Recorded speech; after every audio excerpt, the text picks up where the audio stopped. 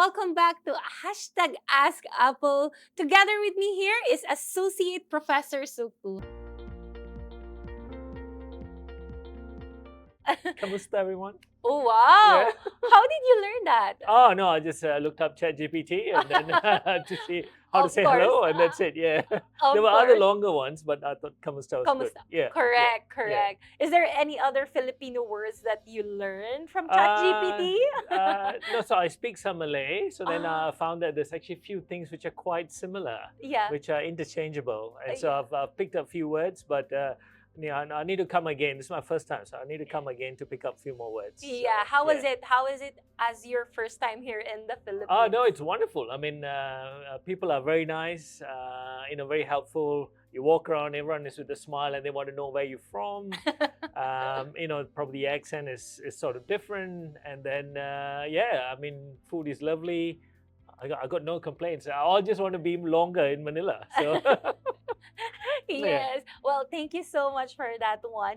You know, Associate Professor Suku, I know that ECU School of Business and Law is one of the recognized as one of the world's top business schools. Yes. Wow. Yeah. Yeah. Yeah. Can you tell me something about your courses that you offer to international students? Sure, sure. ECU comes from a teaching background, so Mm. Edith Cowan University.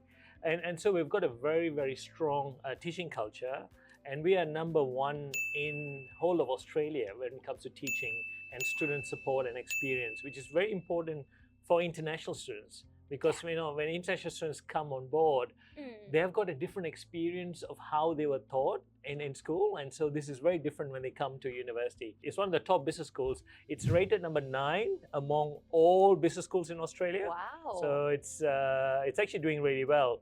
And so few of the top courses that we have, or the narrative that we've taken for the course, is very industry approachable, and we look at business analytics, for example. We've got courses which are tailored more on how industry would absorb students. So a lot of the programs are with industry grade software like marketing analytics. We've got people analytics. And we've got tax accounting and also international hospitality management. So these are the key programs that we have, which I think is very attractive to Filipino students. Yes, Yeah. correct. You know, there is like an emerging course, like you mentioned, the business analytics associate professor Yeah. for here in the Philippines because it's becoming the interest of the Filipino students. Can you tell our audience here that what is the career outcome of the Yes. students Yeah. when they finish business analytics? Yeah, students have to be looking at the market and the outcome rather than the courses they go in. Yeah. It's very important to understand, where would you end up in 3 years' time or 5 years' time. So what we see these days is the amount of data captured by systems, and you find data sets are available in many organizations in many formats. So the ability to crunch data set becomes an essential skill set for many. And so many organizations are looking for students or talent who could, I've got some data set. Can you see some patterns in here? Can you look at some trends? And how would you do using AI? So our course, Bachelor of Business Analytics with AI, actually focuses on this. So you look at patterns within data sets, try to uncover them and make them more useful. So generate insights on how you can learn and see how it's important for the companies. And this is what the program is about. And we have got internship. Yeah. There's capstone projects. So students will get to work with organization, real world case studies, and look at the data sets and then actually see what are more meaningful behind just rather than just looking, we've got data here, but then we don't know what we do. So when you look at data sets, you need to wrangle data. So you got to clean up data sets, and then you got to use the right software to get what you want. And report. It's very important for us to be relevant. Yes. And for us to have edge, like the students to have edge after they graduate from Correct. ECU. Yeah. Like you also mentioned that you are doing the AI, you incorporate Yes. AI also in that one. And you also mentioned the internship or Yes. the work integrated learning in that sense, no? Can you tell us more about the internship Mm. of the students? Okay. How does it happen? Okay. When does it happen for the Okay. students? Internship is a very important step Yeah. in actually looking at student progressing. Mm. So students progress from being knowledge ready, and then they go through the course. After that, you find they are skill ready. But then what we do is we have internships, so they can move from knowledge ready, skill ready to be actually work ready. The program transitions through this. So internships are when a student has finished their first year and second year. So they've got the essential scaffolding units that can actually bring them into a certain domain. They can be client facing, talking to clients, having Yeah. a bit more confidence. Students sometimes are a bit timid and shy, but Yes. then after 2 years with some exposure, you find that students are ready to take on and talk to Yeah. clients. And so the internship is looked at by a group. So we've got a team, a work integrated learning team within the school.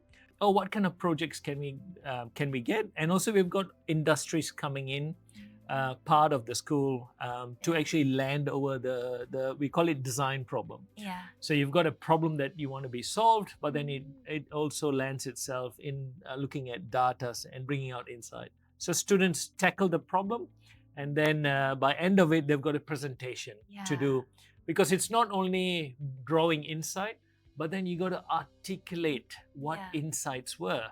So then you got to make sure the insights is visualized. So then you got a data visualization approach to read and to manicure the data towards the audience.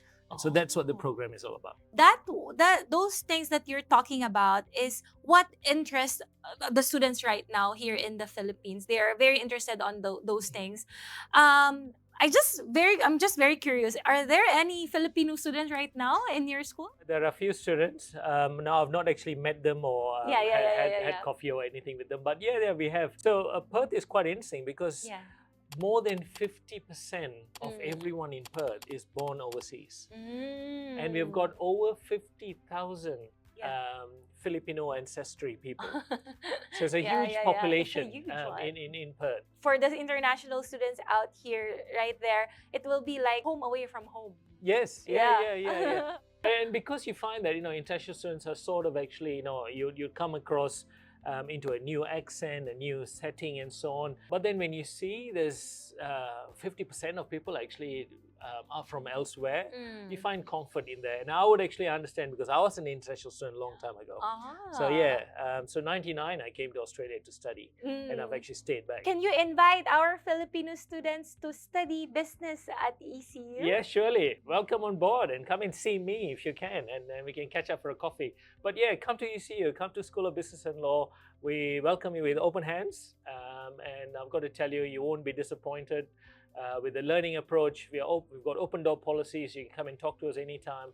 We are all friendly, and what we do best is we deliver business technical studies, and so you can use that applied in your work environment. So welcome.